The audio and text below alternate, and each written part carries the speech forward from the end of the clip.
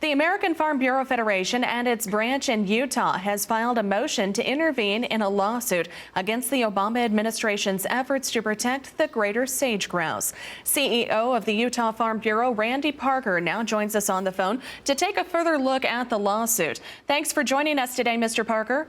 Good to be with you. Thank you, Janet. So can you give us an update on the lawsuit and what's taking place right now?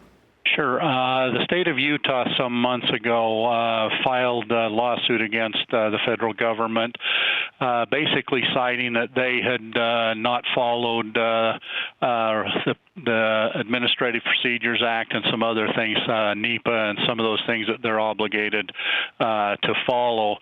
But more importantly, we believe in Utah that we've done a pretty darn good job working with the federal government and looking out for the sage grouse.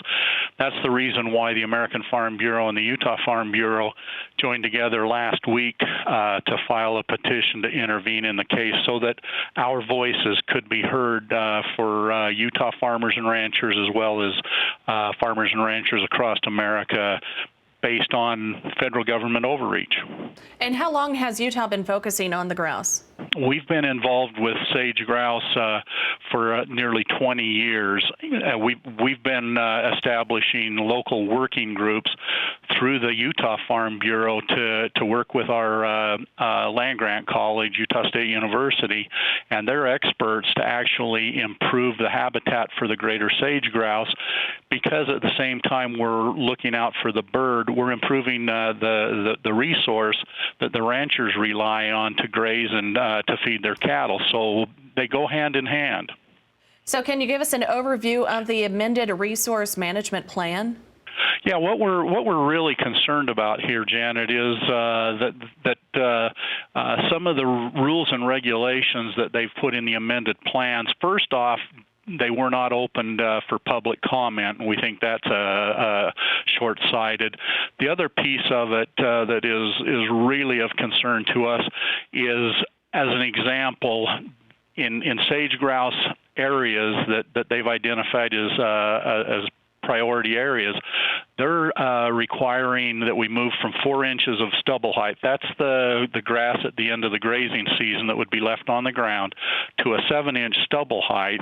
Well, in some parts of Utah, being in this arid Great Basin, we don't even get 7 inches of grass through the year. That's problematic when ranchers have rights to graze on that resource.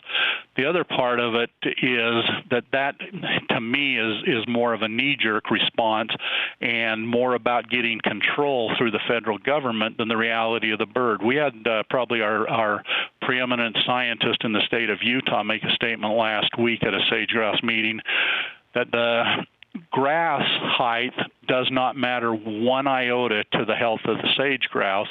The reality is the health of the sagebrush is what's important to them and what's going on under the sage grouse, not the grasses that surround it in the riparian areas and so forth. It was interesting, the response of the Forest Service and the BLM. They both looked astonished because that's one of their priority changes in their amended plans. All right. Well, Randy, thank you for taking the time to talk to us. Again, talking with Randy Parker, CEO of the Utah Farm Bureau.